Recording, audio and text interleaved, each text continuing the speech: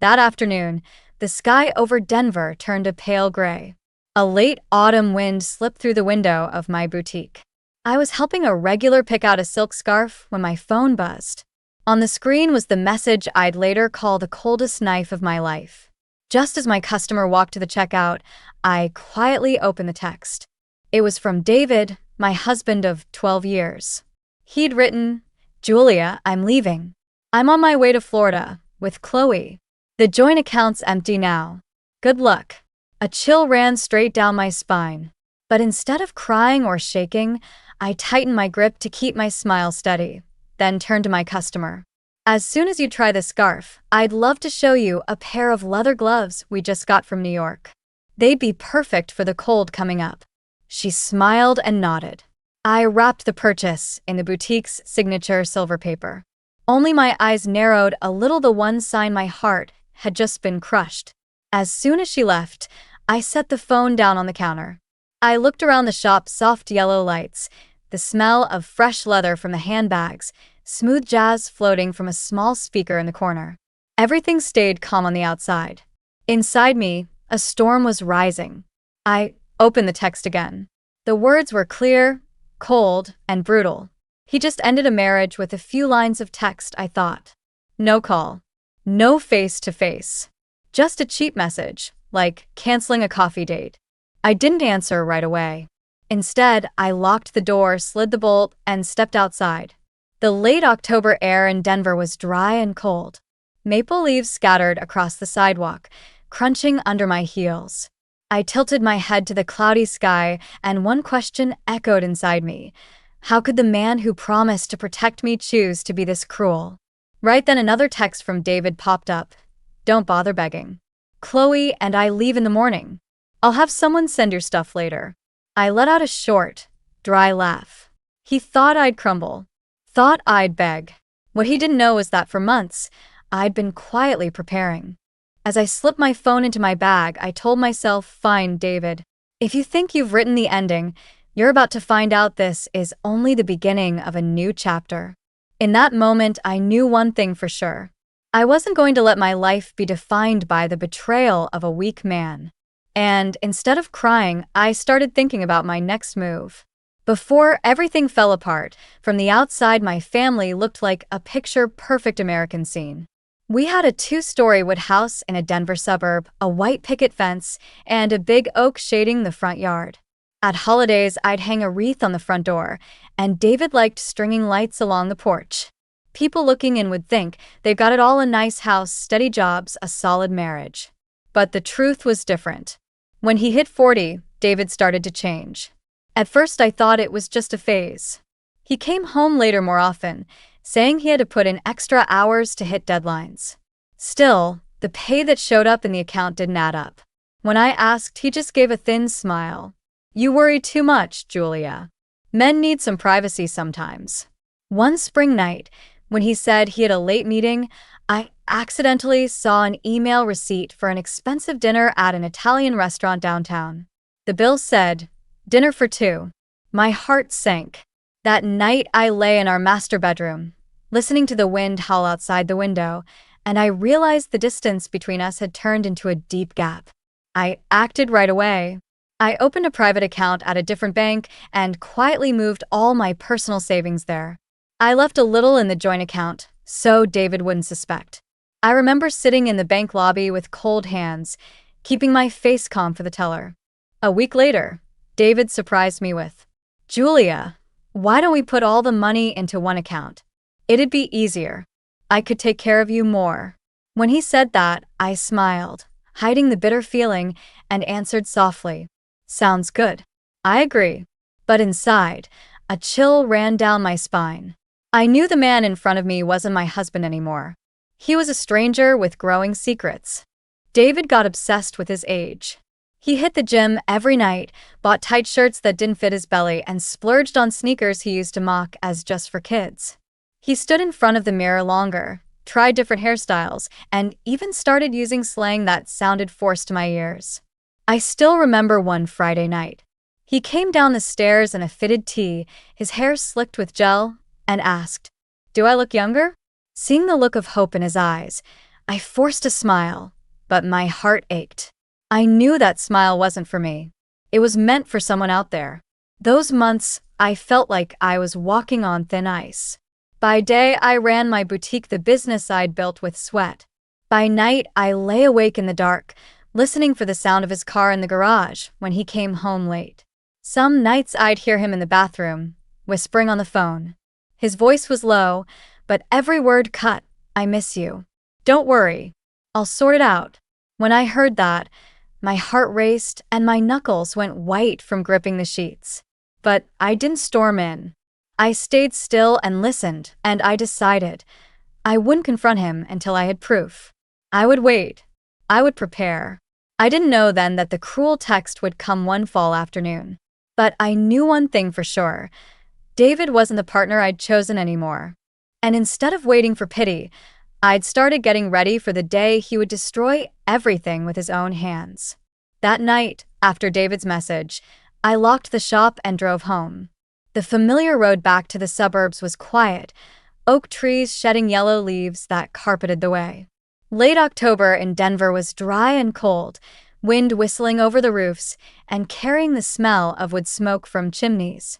When I stepped into our 2-story house that used to feel like home, a wide emptiness hit me. No light waiting on. No voice calling, "Julia, I'm home." Just thick dark and the wind slipping through the door cracks. I hung my coat, sat on the living room couch, and felt as if the whole world had walked away. Right in front of me was the wooden shelf with our wedding album. Hands shaking, I reached for the dust-covered book and opened to the first page. Seeing the photo of David holding me under the white arch made my chest tighten. Back then, he was the man I trusted most. The one who'd sworn to stay by me forever. Each page felt like a torn memory. I saw myself in a white dress, smiling bright. I could almost hear friends cheering and smell roses in my hands. Then cruel reality crashed in. The man in that picture was now lying beside a girl barely into her 20s. My throat closed. A cold shiver ran down my spine. Tears rose, but I swallowed them down, refusing to let myself cry. I'd promised I wouldn't let him see a single tear. I set the album on the table and walked into the kitchen. Moonlight came through the window, casting a pale blue on the tile. I opened the fridge and poured a glass of water. When my hand touched the cold glass, my body trembled in waves. Right then my phone buzzed another message from David. "At least you still have your little shop to keep you busy. A woman your age, that's about it." I froze. The glass slipped from my hand and smashed in the sink, shards clattering around the empty kitchen. For a second, my heart felt like it stopped. The man who used to stand by me now dismissed the business I'd built with years of work. I leaned against the cabinet, closed my eyes, and took a deep breath. In that moment, a hard, clear thought flashed through me. If he thinks I'm weak, I'll let that idea be his undoing. I don't need to scream or beg. I'll stay quiet, gather the proof, and let the law speak for me. I went back to the living room, picked up the wedding album, and put it back on the wooden shelf. My hands still shook, but inside, a layer of steel was forming. Right then I knew I'd hit the bottom. From here, there was only one way: up. When I sat at my desk, opened my laptop, and sorted the evidence I'd been quietly keeping, I whispered to myself, "David, you picked the cheapest way out. But you don't know I've been getting ready for this day for a long time." The next morning, as the week's sunlight slipped through the kitchen window, I was ready for my next move. Last night I may have broken down, but the sunrise brought me a different kind of strength. I poured myself a cup of black coffee, sat at the oak desk, and opened my silver laptop, the place where I'd been quietly building my arsenal for months. Right away, I clicked on a folder called Evidence. Inside were bank statements, hotel receipts, screenshots of texts, even the dinner reservation emails David thought I'd never see. Each file was carefully labeled by date, like bricks I'd been stacking, waiting for the day I'd need to build a wall to protect myself. I picked up the phone and dialed Angela Lewis, the divorce lawyer I'd consulted 3 months earlier. As soon as she answered, her calm voice came through.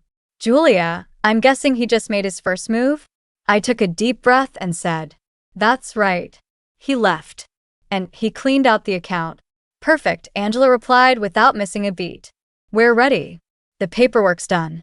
I'll file this morning. In that moment, my heart pounded in my chest. Not from fear, but from the sense that a strategy machine had just switched on. I realized that all my patience these past months, the nights listening to David whisper, the times I pretended not to notice when he lied, had been leading me here. When I hung up, I leaned back in my chair, eyes fixed on the screen.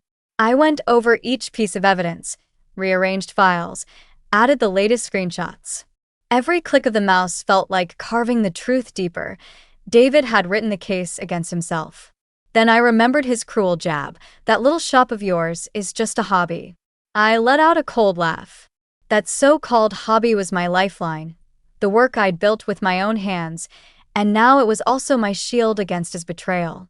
I closed the laptop, poured another cup of coffee, and told myself, David thinks he's already won. Let him enjoy that moment. Because the real game is just beginning. The next afternoon, while David and Chloe were probably packing with all the excitement of people about to start a new life, my phone buzzed again. A text lit up the screen, dripping with smugness. Just booked 2 first-class tickets to Miami. Royal Palm Hotels ready. Think of it as a parting gift. The second I read it, I sat up straight, blood rushing hot through me. But it wasn't anger. It was a cold, sharp clarity. He'd just handed me another piece of the puzzle-perfect proof. He was using our joint card for personal fun. I dialed the credit card company right away. A calm voice came through the line. Thank you for calling. This is Linda. How can I help you today? I answered steady and clear. Yes, I need to report fraudulent charges. 2 first-class tickets to Miami and a Royal Palm reservation were just charged to our joint account. My secondary cardholder, my husband admitted in a text he used it to pay for his girlfriend. On the other end, Linda paused for a beat, then her tone shifted, with a hint of satisfaction. Thank you for that information. I'll cancel these transactions immediately and lock the secondary card. And don't worry, we'll be investigating this further. When I hung up, I reached for a bottle of Napa Valley Red I'd been saving for something special. I poured a full glass, stood by the living room window, and watched Denver's streetlights flicker on as dusk settled in. A smile tugged at my lips. Well, if this isn't special, I don't know what is. I pictured David and Chloe wheeling their suitcases through the airport, dreaming of sunny Miami. Then standing at the check-in counter when the card got declined. Showing up at the fancy hotel only to hear no reservation existed. That image alone lifted a weight off my chest. That night, I lit the fireplace, curled up in a beige wool blanket on the sofa, sipping wine as I sorted through the stack of files for my lawyer. For the first time since this all began, I felt in control. At 10 o'clock sharp, my phone started lighting up with message after message from David. Julia, what the hell's going on? The tickets won't work. Hotel says no reservation. What did you do to the card? Answer me now. I'm warning you. Don't play these childish games. I watched the screen flash, my heartbeat steady. I didn't reply. I let him panic, cornered like a trapped animal. A little later, another text came in, this one soaked in arrogance. Don't worry, Julia. You can stay in that house until you find something smaller. I don't want you to suffer. The second I read it, I laughed out loud. That house was my grandmother's legacy, in my name from the start. David never had a single right to it. The thought that he still believed he could hand me scraps of pity made my laughter sting with bitterness. I raised my glass, the firelight dancing across the wall, and told myself, David, you think you just staged some grand escape. But really, all you've done is set the opening scene of your own tragedy. That night, as the wind whispered through the trees outside, I knew one thing. He'd just taken the first hit. And this was only the beginning. Saturday morning, while I was busy arranging a new shipment in the shop, my phone suddenly rang. On the screen was the name Margaret Anderson, my mother-in-law. I hesitated for a second, then picked up and put it on speaker, so my hands could keep folding the silk scarves I'd just unpacked. Right away, her voice came through, carrying a hint of reproach. Julia, I'm calling to speak plainly. David told me you've become cold, too controlling, that you forced him to leave. Now he says you're even trying to sabotage his trip. How long do you plan to make him suffer? For a moment, my throat tightened. Then I took a deep breath and kept folding the scarves. My voice stayed calm. Margaret, did David also tell you he drained our joint account? Did he mention using the card to buy plane tickets and book a hotel for him and his new girlfriend? Silence filled the line. I could hear her sigh softly. After a pause, she answered, hesitant. Well, he only said you left him no choice. He told me you'd gone cold, that there was no love left. I honestly didn't know about the money. I reached for my phone, pulled up one of David's smug messages, and read it out loud on speaker. I emptied the account and booked 2 first-class tickets to Miami with Chloe. Think of it as a parting gift. Those are his exact words, Margaret. And I've got the screenshot. Another long silence. Then her voice shook. My God, he really wrote that? I did tell him those nasty comments about your age were too much, but he brushed me off. Julia, I don't even know what to say anymore. A wave of sadness passed through me. I'd once respected her, a classic American woman of her generation, valuing family and sacrifice. But now, faced with the truth, she had nothing left but silence. I ended the call with a steady tone. Margaret, I understand a mother's love. But from now on, my lawyer advised me to limit contact with David's family while the divorce is in process. I hope you'll respect that. Goodbye. As soon as I hung up, I sank into the armchair in my shop, staring out at Denver's sunlit streets. Inside me, emotions mixed together, regret, but also relief. That afternoon, I heard from mutual friends, David and Chloe weren't at the fancy hotel anymore. They'd been pushed into a cheap motel near the airport. His personal credit cards had maxed out long ago. There was nowhere else for him to turn. The picture came so clear in my mind. A 45-year-old man who once sat in my living room, speaking with arrogance, now dragging suitcases into a dingy little room with yellowed walls and flickering neon lights. I smiled faintly, feeling like justice had finally begun to stir. And I knew this turn of the tide was only the beginning. The following Monday, the Denver sky was gray, cold wind shaking the oak trees outside the courthouse. I climbed the granite steps, my heels hitting firm against the stone. In my hand was a brown leather case, carrying every piece of truth David never saw coming. Inside the courtroom, David was already seated across from me. He wore a navy blazer pulled too tight, dark jeans trying to look young. His hair was slicked back with gel, but under the harsh fluorescent lights, it only made his desperation clearer. Outside, I noticed Chloe waiting, her eyes restless. The judge entered, and everyone rose. The gavel struck, echoing through the room, sharp and final. My lawyer, Angela Lewis, stepped forward. Her voice was steady and strong. Your Honor, we present evidence of Mr. David Anderson's financial misconduct. Here are text messages where he admits draining the joint account to fund a trip with his girlfriend. Here are the hotel bills and plane tickets, all paid for with the joint credit card. Angela held up the file, every page stamped and dated. I saw David shift uneasily in his chair, blinking fast. His lawyer, a young man, clearly hired in a hurry, stood and tried to counter. Your Honor, my client admits to some reckless actions, but Mrs. Julia's behavior shows calculation and, perhaps, spite. She had prepared these documents long before, which suggests questionable motives. Angela gave a cold smile. Preparation is not spite, counselor. Preparation is wisdom. My client protected her legal assets and kept her personal property separate from marital property from the very beginning. Here are documents proving the house is her inheritance, and the boutique was established before the marriage, with full accounting that separates every expense. The judge flipped through the file, then looked straight at David.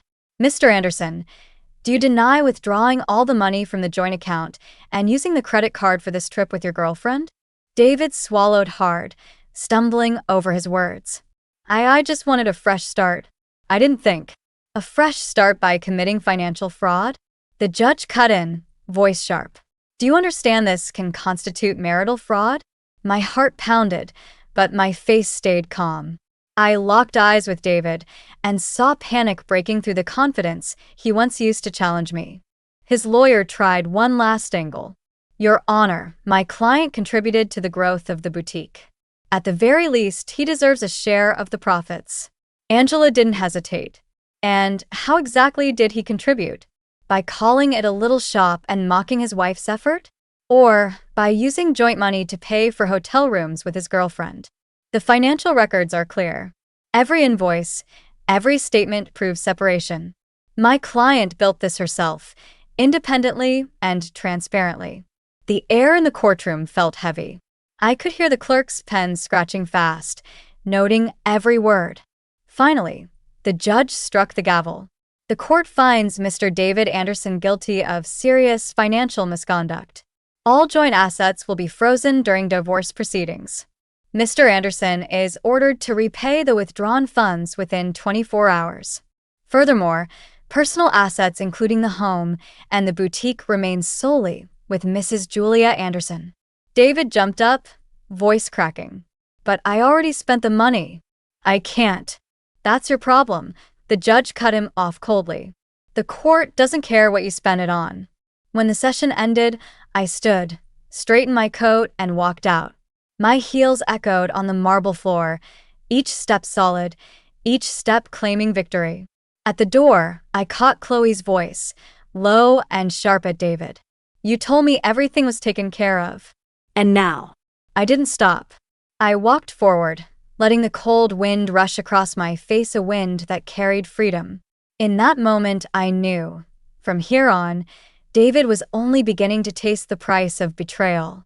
In the days after the trial, news about David started spreading through a circle of friends and old coworkers.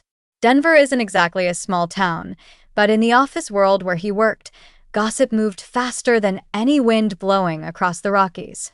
By the very first week, I heard HR at his company had launched an internal investigation. A middle-aged manager dating a young receptionist wasn't the romance he thought it was. It was clearly listed as a violation of company policy. The result? A formal warning letter and his name scratched off the promotion list.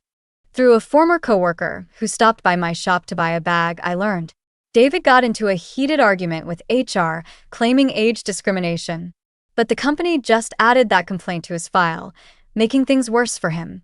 Meanwhile, Chloe, the young girlfriend David once thought would bring him eternal youth, was starting to wear thin. After the fiasco with the canceled tickets and hotel, the two ended up in a roadside motel. A tiny room, stained walls, a bed that squeaked with every turn. A week later, I heard Chloe left him, posting a few lines on social media. Never trust men who promise the world but carry empty wallets. When I heard that, I smiled. Not out of spite, but because I knew the truth always finds its way out. David's family slowly turned away too. After that awkward call from his mother, other relatives went quiet. The sister, who once defended him, finally admitted, "We never thought he could do something like this. He's disgraced the whole family." Then came what no one expected. Forced to repay the money he stole, drowning in debt, credit cards locked, David had nowhere left to go. In the end, he returned to his childhood home, a small one-story house in the suburbs, where his elderly parents still lived. At 45, the man who once mocked my age was now sleeping in a bedroom covered with posters from the 90s. One afternoon, while I was arranging a shipment of handbags in the shop, I got a text from an acquaintance. "Julia, I just saw David at the convenience store near his parents' place. He looked worn out in a wrinkled shirt. Hard to believe this is the same man who used to wear blazers and talk about his fresh start."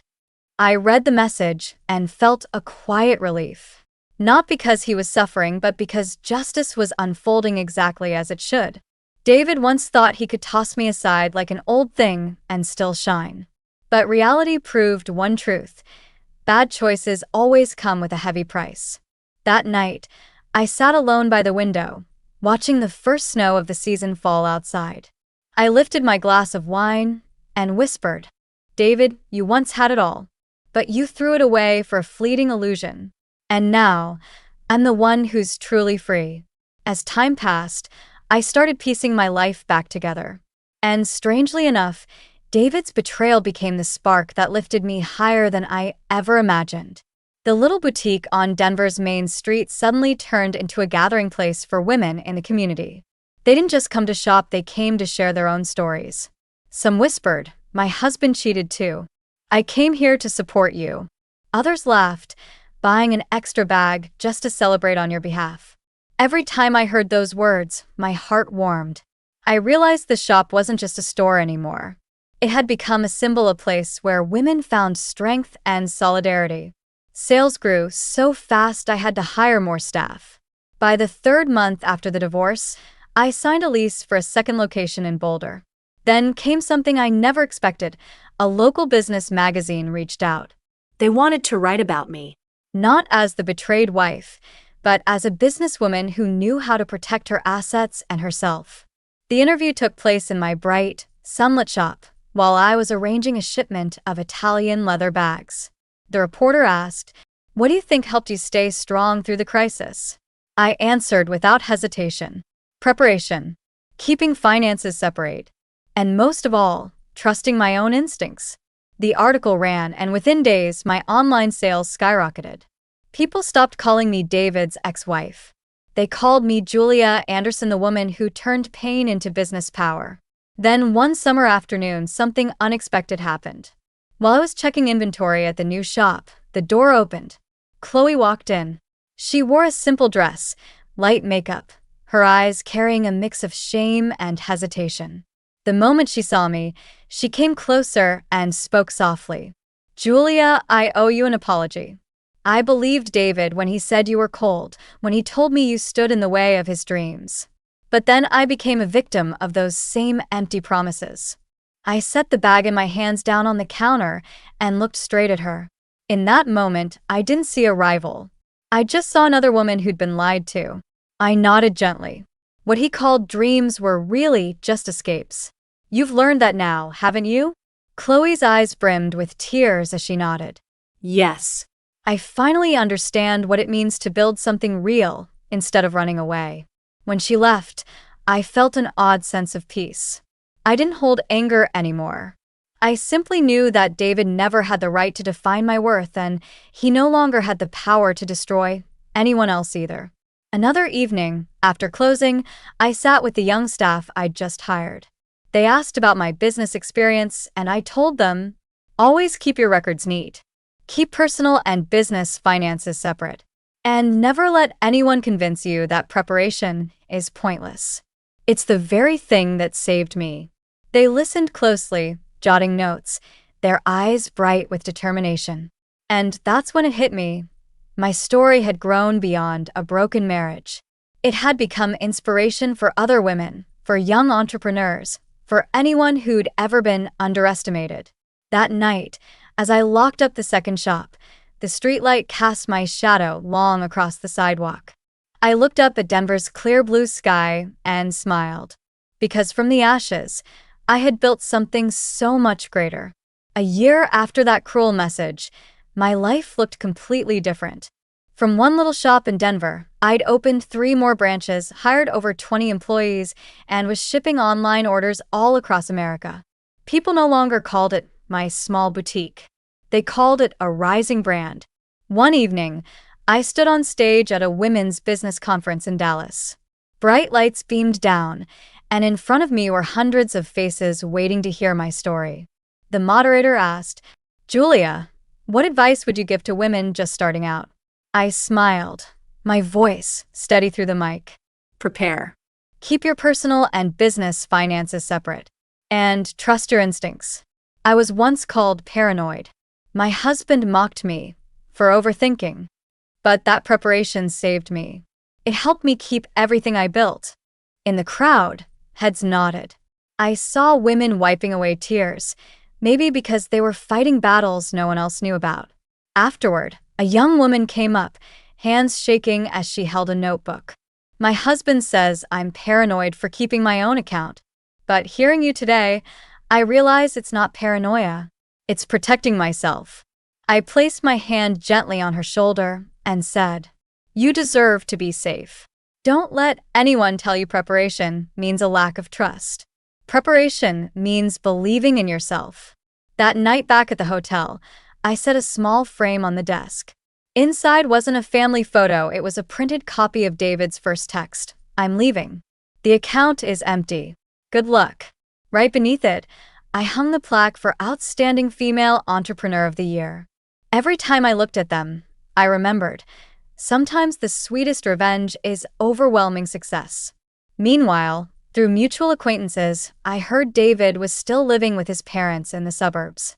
His career was falling apart, his new relationships crumbling just as fast. The man who once sneered that I was old and dried up was now stuck in his teenage bedroom, with faded 90s posters still on the wall. Every so often, his mother would call me, her voice tired. "Julia, I just want to thank you. Not for what you did to David, but for teaching this family a lesson. About responsibility. About not covering up mistakes." I'd answer simply, "Margaret, everyone pays for their choices eventually." And I chose to move forward. 2 years later, my boutique celebrated its 5th anniversary. I stood outside my very first store in Denver, the place where it all began, surrounded by staff and loyal customers. I lifted a glass of champagne, and in the reflection of the glass doors, I saw myself. No longer the woman clinging to a broken marriage, but a strong, steady woman who had built her own ground. I told them, my story isn't about a marriage that fell apart. It's about how a woman can turn pain into strength, turn betrayal into a springboard. If I could do it, so can any of you. The crowd erupted in applause. I lifted my head, looking forward. And in that moment, I knew I was no longer defined by David's cruel message, but by the path I had chosen. With a calm smile, I ended my speech with one last line. Sometimes, the best revenge isn't making someone else suffer. It's proving you can be happy, successful without them.